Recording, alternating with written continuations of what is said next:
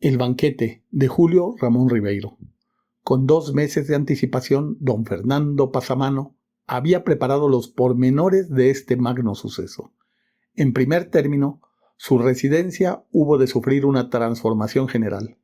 Como se trataba de un caserón antiguo, fue necesario echar abajo algunos muros, agrandar las ventanas, cambiar la madera de los pisos y pintar de nuevo todas las paredes.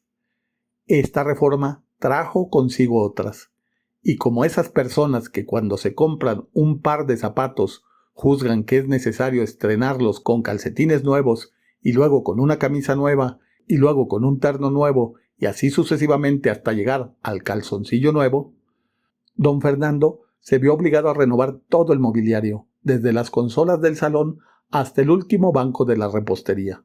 Luego vinieron las alfombras, las lámparas, las cortinas y los cuadros para cubrir esas paredes que desde que estaban limpias parecían más grandes. Finalmente, como dentro del programa estaba previsto un concierto en el jardín, fue necesario construir un jardín.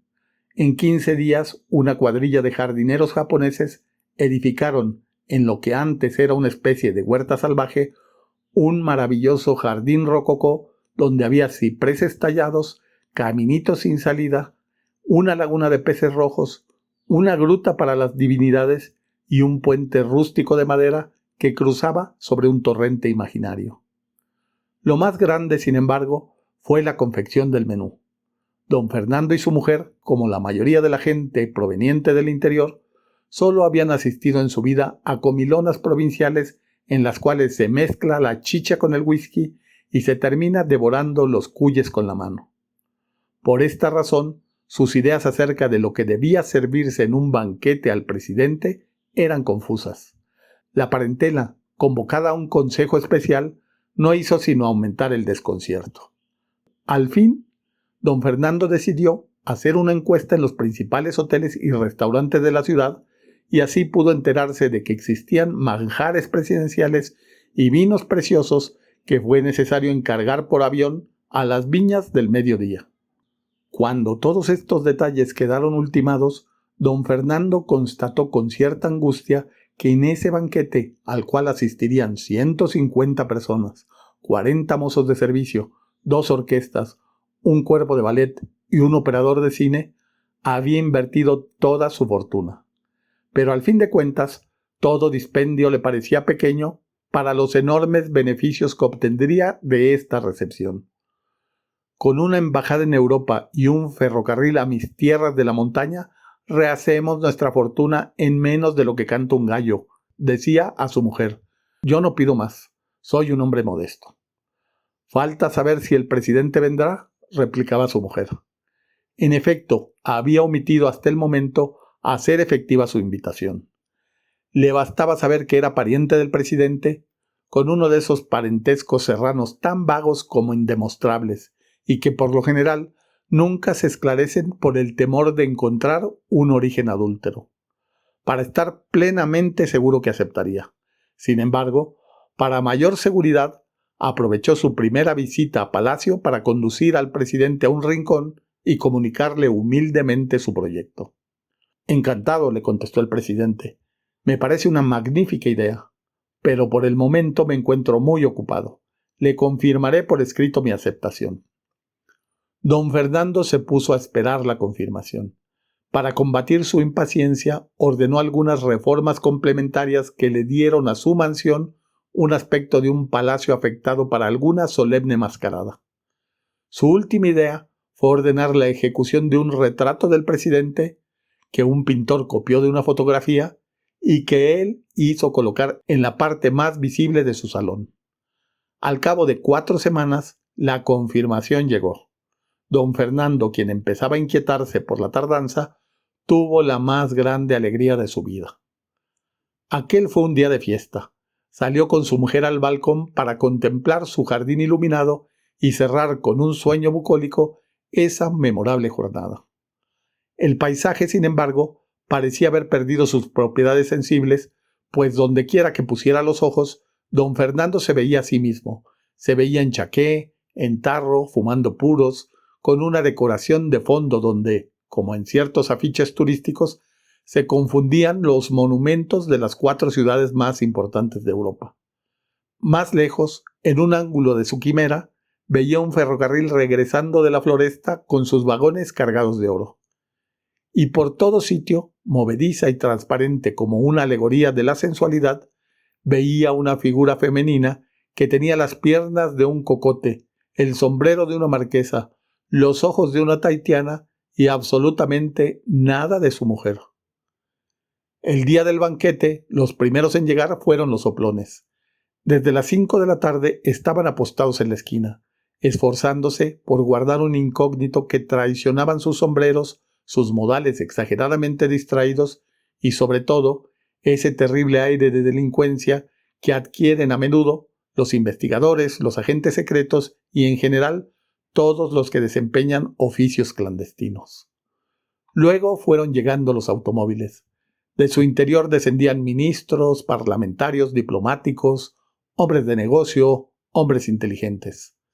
Un portero les abría la verja, un ujier los anunciaba, un valet recibía sus prendas y don Fernando, en medio del vestíbulo, les estrechaba la mano, murmurando frases corteses y conmovidas. Cuando todos los burgueses del vecindario se habían arremolinado delante de la mansión y la gente de los conventillos se hacía una fiesta de fasto tan inesperado, llegó el presidente. Escoltado por sus edecanes, penetró en la casa y don Fernando, olvidándose de las reglas de la etiqueta, movido por un impulso de compadre, se le echó en los brazos con tanta simpatía que le dañó una de sus charreteras. Repartidos por los salones, los pasillos, la terraza y el jardín, los invitados se bebieron discretamente, entre chistes y epigramas, los 40 cajones de whisky. Luego, se acomodaron en las mesas que les estaban reservadas. La más grande, decorada con orquídeas, fue ocupada por el presidente y los hombres ejemplares, y se comenzó a comer y a charlar ruidosamente mientras la orquesta, en un ángulo del salón, trataba de imponer inútilmente un aire vienés.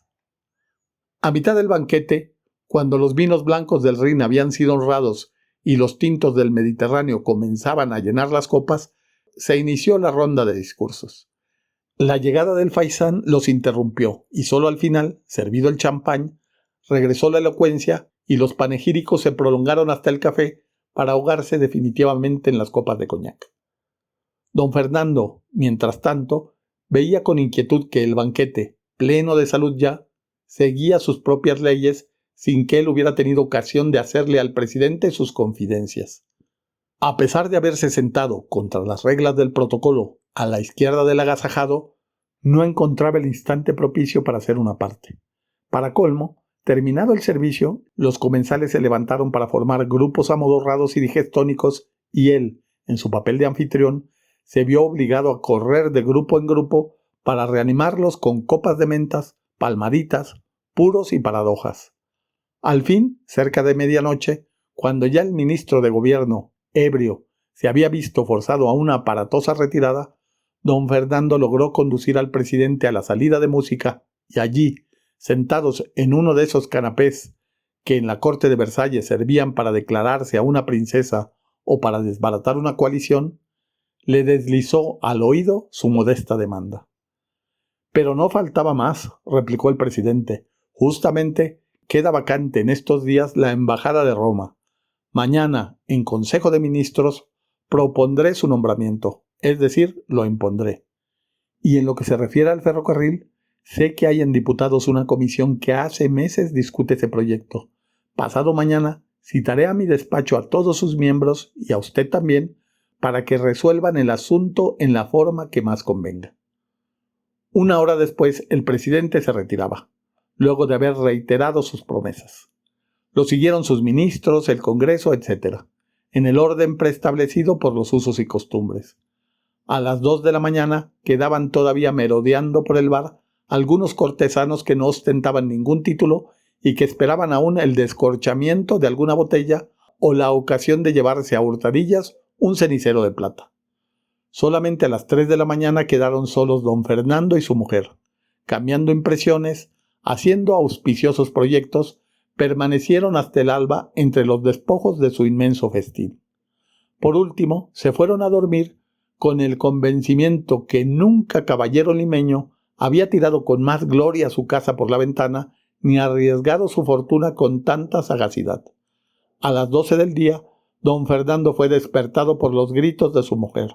Al abrir los ojos, le vio penetrar en el dormitorio con un periódico abierto entre las manos. Arrebatándoselo, leyó los titulares y, sin proferir una exclamación, se desvaneció sobre la cama. En la madrugada, aprovechándose de la recepción, un ministro había dado un golpe de estado y el presidente había sido obligado a dimitir.